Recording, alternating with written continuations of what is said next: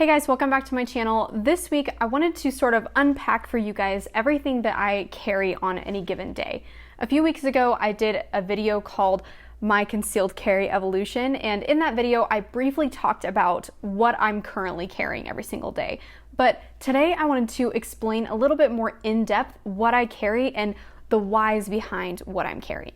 So first things first, let's talk about my gun.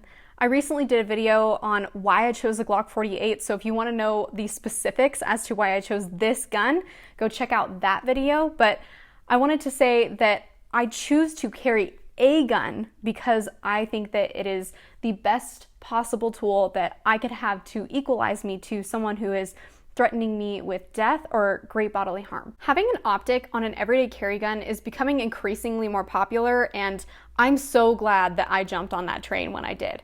I am cross-dominant, and let me tell you, it is so much easier for me to pick up my sights with a red dot on there. I do still have my irons for backup, but I'm primarily using my red dot, and I just have a lot easier time shooting. I'm also able to pick up my sights in different lighting conditions a lot quicker, and it allows me to stay target focused. I don't have to focus on my dot. My dot just kind of shows up when I draw, and I'm able to stay focused on my target that entire time. And for obvious reasons, you can see why that would be really beneficial for an everyday carry gun. The next thing I carry is Palm OC spray.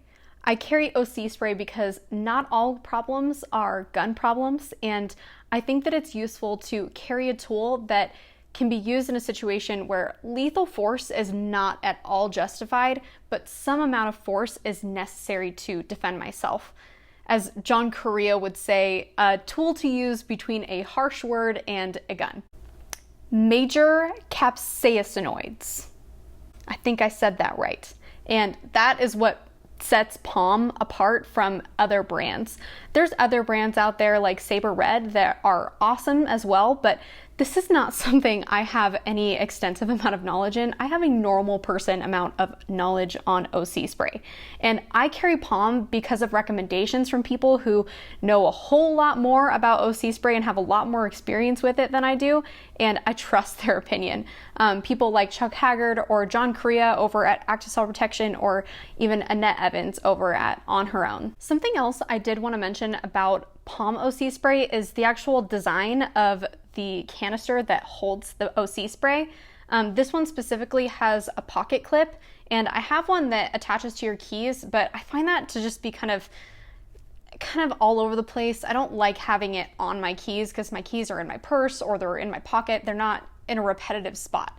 And with the pocket clip, I'm able to just put it in my pocket in the same spot every single time, and that lets me kind of have a consistent spot to have it and place it. The other thing that I really do love about this one, and I haven't seen on other OC sprays, is this little safety right here. I can't spray the OC spray without actually defeating the safety system and then pressing down on the OC spray. So that's something I really love about this, is that it has a really effective safety. It's not one of those where you just kind of scoot the little clip thing over. Those were always made me kind of nervous and are kind of precarious. I felt like the safety was coming off all the time. So that's something that I really love about Palm. And if I carried it for no other reason than this safety system here and this clip on there, that'd be fine with me. And the next part of my everyday carry setup is my Modlite OKW with the Raven concealment clip. I'm still kind of trying to decide between the larger body and the smaller body. I'm kind of interested if you guys have either of these. Which one is your favorite? Which one do you carry every single day? Surprisingly enough, I might actually be digging the bigger body size. I just kind of have a better grip on it, but the Raven clip also helps me get a good grip on the little one too. So I mean, you can't really go wrong with either of them because they're both still lightsabers. This is actually the PLHV2 and this is the OKW. And also, I like both of those heads for different reasons. The PLHV2 has like a little bit more flood to it, and the OKW is definitely a very you get a spotlight. I like that because if I'm putting that spotlight in someone's eyes, they really don't like it. But they also aren't gonna like the PLHV2. It's just, you can't really go wrong. But right now I'm carrying the OKW. So why carry a handheld light at all, especially a lightsaber bright handheld light? This isn't a task light. This isn't something that I'm personally going to use to look for something in my car at night. It's really, really bright for that. My husband actually carries a smaller stream light, everyday carry light for tasks like that, but he also carries the Modlite PLHV2 for defensive uses, deselection uses, and that's what these bright lights are really, really useful for. We're talking like gas station at nighttime. We've got some lights above us, but there's somebody across the parking lot and they're coming towards us. Can't really see what's in their hand. Is it a phone? Is it a knife? Is it a gun? Can't tell. Shine that light on them and figure out what it is. So that's kind of what it's for, is for situations where you don't have great lighting, but it's not pitch black. Rarely do we find ourselves in situations where it's actually pitch black. The other thing that a handheld light is really useful for is for target identification. Kind of like what I was just saying, is you're establishing whether or not someone is a threat or not. And we don't want to do that with a weapon mounted light. We're going to get into that's a whole different conversation. But you don't want to point a gun at somebody that you haven't decided is a deadly threat to you. And a handheld light lets us do that without risking the possibility of muzzling somebody who didn't deserve to be muzzled. The other thing that I find myself using this light for all of the time is to check the inside of my truck and the back of the canopy, the back seat, the passenger seat from a distance at nighttime. When I'm leaving a restaurant at night or leaving a coffee shop or a store, the grocery store, whatever, I don't approach my vehicle or get close to my vehicle until I've shined my light into my truck to establish whether or not there's somebody there waiting for me. And that's something that I really, really love using this light for, and it gives me a really strong sense of security, being able to approach my vehicle knowing that I know there's nobody underneath it, to the side of it, or inside of it. So now that we have addressed the different defensive tools that I carry, my Glock, my Modlite, and my pepper spray, I want to talk about something that often gets forgotten about when it comes to everyday carry: medical. So this is a CAT tourniquet, and this is a soft T wide tourniquet, and I use them for different reasons, but this one I'm carrying 99.999% of the time. And I don't always carry it on this flat pack. Often when it's in my purse, it's actually not in this. But this is really amazing for having at the range or actually putting on your range backpack. It makes mounting it to something really simple and easy. But a reason to have this on there when it's in your purse is having, if you're one of those people that has a black tourniquet and it kind of blends into the background of everything else that's in your purse, having a orange backer on that is really helpful for spotting it quickly and getting it out quickly. And a tourniquet is one of those things that is a time-sensitive tool. You get your tourniquet out when you are bleeding like crazy, like arterial bleed kind of crazy bleeding, and you're going to put this on a limb, so your arm or your leg.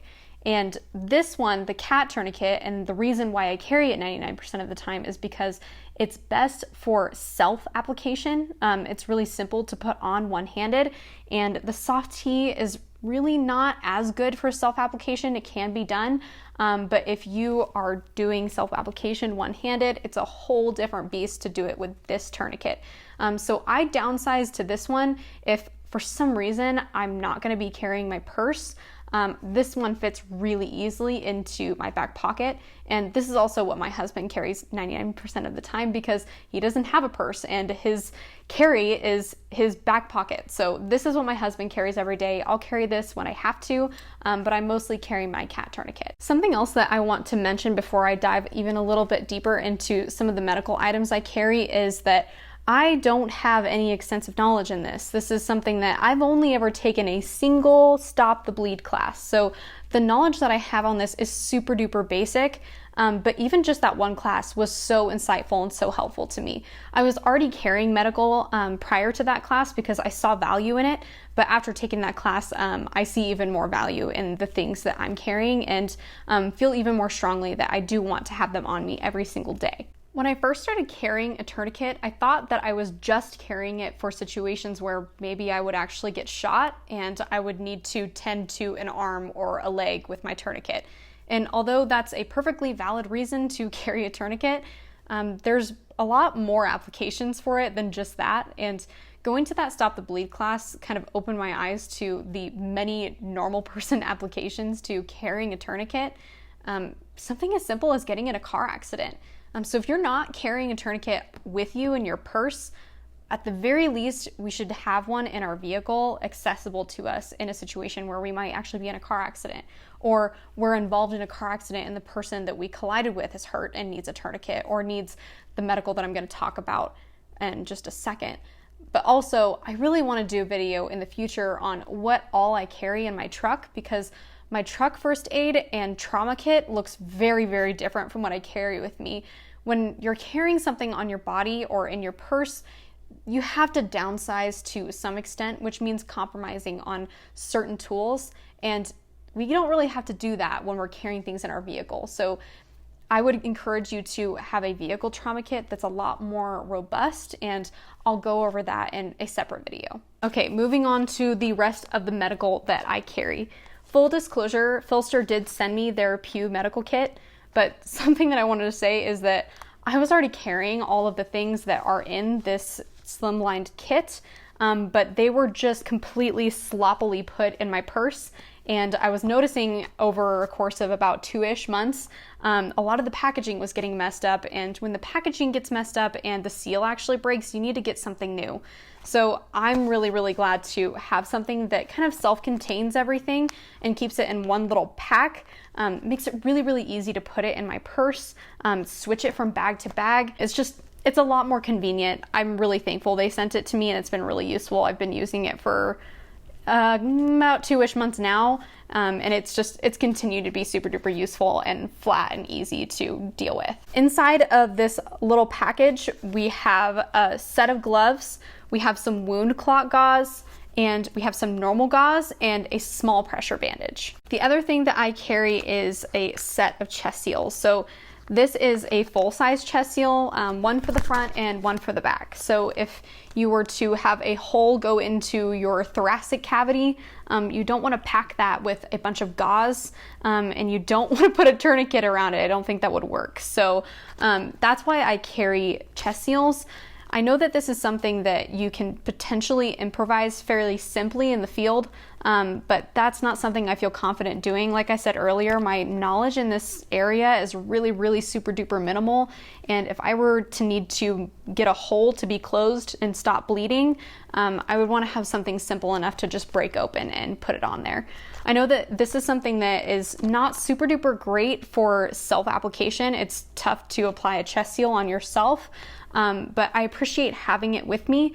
And I want to leave room for situations where I would potentially want to or need to provide medical attention to somebody else, whether that is a loved one or somebody who truly does need my help, and I'm the only person there that has medical that can help them. And that is everything in my everyday carry setup. I carry Glock 48 with an optic, I carry a Modlite OKW, I carry a Pew medical kit and a cat tourniquet in my purse, and that's the whole thing. And you kind of got an idea of why I carry those things.